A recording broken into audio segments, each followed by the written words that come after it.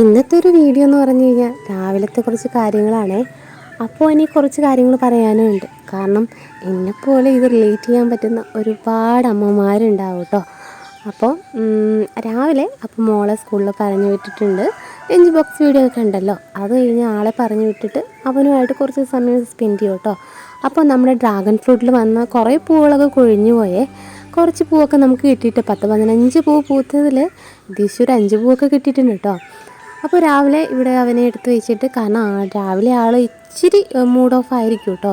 ഇന്നലെ പൊന്നൂസ് സ്കൂളിൽ പോയില്ലല്ലോ പനിയായിട്ട്. അപ്പോൾ ഇവിടെ തന്നെയായിരുന്നു വാസം. ഇതാ മുട്ടൊക്കെ പറിച്ച് ഒളിപ്പിച്ച് അവിടെ വെച്ചിട്ടുണ്ട് കേട്ടോ.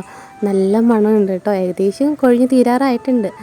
നല്ല പൂത്ത് നിൽക്കുന്ന നല്ല മണമാണ് കേട്ടോ. വളരെ ചെറിയൊരു മുല്ലയാണ്, പക്ഷേ അത്യാവശ്യം ഒരു 10-15 പൂവൊക്കെ പൂത്തിട്ടുണ്ടെന്നാണ് തോന്നുന്നത്. അപ്പോൾ എന്താണ്, രാവിലെ അവനുമായിട്ട് കുറച്ച് സമയം, ഈ കാണുന്ന ചെക്കനൊന്നും അല്ല കേട്ടോ, ടെററാണ് ടെറർ. അങ്ങോട്ട് പോകാൻ നിങ്ങൾക്ക് മനസ്സിലാവും. അപ്പോൾ ഇവിടുന്ന് സ്റ്റാർട്ട് ചെയ്യുകയാണ് എൻ്റെ ഒരു എന്ത് പറയാനായിട്ട്, എനിക്ക് പറയാനറിയാത്തൊരു ഫീലിങ്സ് ഇവിടെ നിന്ന് സ്റ്റാർട്ട് ചെയ്യുവാണ്. അപ്പോൾ രാവിലെ ആൾ ബ്രേക്ക്ഫാസ്റ്റിനാണ് പിണങ്ങുന്നത് കേട്ടോ. വേറെ തന്നെ പാത്രത്തിൽ കൊടുക്കണം. അപ്പോൾ ഞാൻ വാരിക്കൊടുത്തത് ഇഷ്ടമാവാത്തതുകൊണ്ട് പിണങ്ങി ആദ്യം. അത് കഴിഞ്ഞിട്ട് സാധാരണ ചായ അവൻ കുടിച്ചിട്ട് ബാക്കിയെടുത്ത് കളയും കേട്ടോ. അപ്പോൾ അതുകൊണ്ട് കൊടുത്തില്ല. പിണങ്ങി വാങ്ങിച്ചതാണ് ആ പാത്രത്തിൽ പഴവും പുട്ടും. അവൻ എന്നോട് കരഞ്ഞ് വാശി പിടിച്ച് പിണങ്ങി വാങ്ങിച്ചതാണ്. അത് അവിടെ തട്ടിക്കളഞ്ഞിട്ടുണ്ട്. ഇതിന് ഞാൻ വേണം ക്ലീൻ ചെയ്യാൻ. അപ്പോൾ നിങ്ങൾ പറയും, ശരിയാണ്, അമ്മയാണ് ഇതൊക്കെ ചെയ്യാനുള്ളതെന്നല്ലേ, അറിയാം. അപ്പോൾ ഇതിനൊക്കെ ആ കരച്ചിൻ്റെ സൗണ്ട് എനിക്കിവിടെ കൊടുക്കാൻ പറ്റാത്തതുകൊണ്ടാണ്.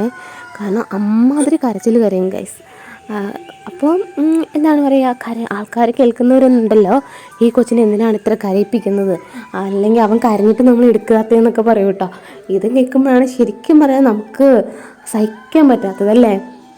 ഇനി അടുത്ത കരച്ചിലെന്ന് പറഞ്ഞാൽ, അവന് എൻ്റെ ബ്രേക്ക്ഫാസ്റ്റ് ഇതുപോലെ തട്ടിക്കളിക്കാൻ വേണം. ഈ ഫുഡ് ഇതിപ്പോൾ ചായ അവിടെ തട്ടിക്കളഞ്ഞതാണ്, വിടാൻ പോയതല്ല ഗൈസ്, തട്ടിക്കളഞ്ഞത്.